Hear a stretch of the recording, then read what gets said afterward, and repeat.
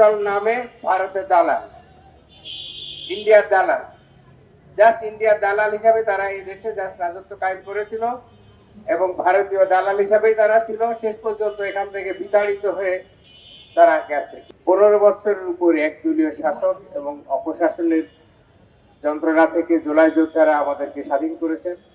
এই আবাবিলটা আমাদের স্বাধীন না করলে আমরা হয়তো এভাবে এত নির্বিঘ্নে শান্তিতে শৃঙ্খলার সাথে এখানে দাঁড়িয়ে কথা বলতে পারতাম না।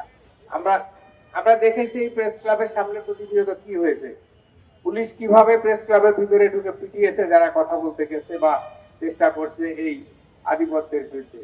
এই আধিপত্য কিছু না, এরা ছিল জাস্ট 14 দল নামে ভারতের দালাল, ইন্ডিয়ার দালাল, জাস্ট ইন্ডিয়ার দালাল হিসাবে তারা এই দেশে জাস্ট রাজত্ব কায়েম করেছিল এবং ভারতীয় দালাল হিসাবেই তারা ছিল। শেষ পর্যন্ত এখান থেকে বিতাড়িত হয়ে তারা গেছে। কিন্তু এখনো আমি দেখতে পাই তারা বিভিন্ন ভাবে মাথা ছাড়া দিয়ে উঠতে চাচ্ছে। বিশেষ করে জাতীয় পার্টি নামে যে একটা ইয়া আছে, দালাল আছে, যে ইন্ডিয়ার দালাল আবার আওয়ামী লীগেরও দালাল, সবারই দালাল, দালালের দালাল।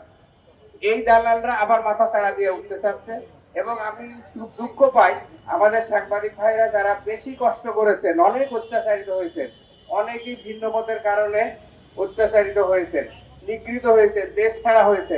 আপনারাই আবার তাদেরকে ফ্লোর দেন উঠে আসার জন্য। বেশ কিছু দালাল কথা বলে, তাদেরকে আপনারা ফোকাস করেন, এদেরকে টোটাল মিডিয়া থেকে বের করে দেন। মিডিয়ায় কখনো আনবেন না, ওরা ভালো কোনো কাজ করতে পারে না, করেও নাই, করেও অতীতে করে নাই, বর্তমানে করে না, আবার ভবিষ্যতে করবে না। তো কাজেই এদেরকে আপনারা কখনো ফোকাসে আনবেন না। কোনো ভালো কাজ যদি বাই চান্স হয়েও যায় তাও এদেরকে আনবেন না। আর এদের কথা বলার কোনো অধিকার নাই দেশে। তারা যা করেছে এই দেশে, যেভাবে লুটপাট করেছে, যেভাবে লুটপাটে সহযোগিতা করেছে, যেভাবে মানুষের মানবাধিকার হরণ করেছে, এবং এটার ব্যাপারে আর বলার কিছু নাই। এবং দেশটাকে পুরো ভারতের হাতে তুলে দিছে। যারা এই ভারত যতদিন ইন্ট্যাক্ট আছে ততদিন এই দেশ কোনোদিন উন্নতি করতে পারবে না। যতদিন আমরা ওদের অধীনস্থ থাকার চেষ্টা করব বা আমাদের ক্ষমতাসীনরা চেষ্টা করবে, ততদিন আমরা কোনোদিন উন্নতি করতে পারবো না। আমরা স্বাধীন দেশ, স্বাধীনভাবে চলবো। আমাদের 17 কোটি মানুষ আপদ না বিপদ না, এরা সম্পদ। আমাদের প্রায় 2 কোটি লোক দেশের বাইরে থাকে, তারা অনেক টাকা রোজগার করে। আমাদের দেশ অনেক সুজলা সুফলা, আমাদের দেশ অনেক, আমাদের কৃষকরা অনেক কষ্ট করে এই 17 কোটি মানুষকে খাওয়াচ্ছে। সেটাই বন্ধ হচ্ছে এবং সেটাই আমাদের দেশে তৈরি হচ্ছে এবং আমরা স্বয়ংসম্পূর্ণতা অর্জন করছি। গরুর মাংস পেঁয়াজ ছাড়া চলতে পারবে না, এটা ছোটবেলা থেকে আমাদের মাথার ভিতরে ঢুকিয়ে দেওয়া হয়েছিল।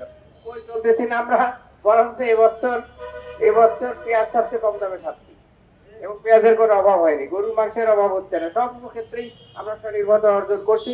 এই জন্য আমি বলবো যে আমরা যেন কোনো অবস্থাতে এই 14 দলের এই দালালদেরকে কোনো সুযোগ সুবিধা না দিই, যে সেভাবে তারা যেন আবার লাইমলাইটে আসে এবং এই দেশকে আবার অতীতে সেই কঠিন পরিস্থিতির ভিতরে আমাদেরকে আবার পরাধীনতার সেই শৃঙ্খলে আবদ্ধ করতে পারে।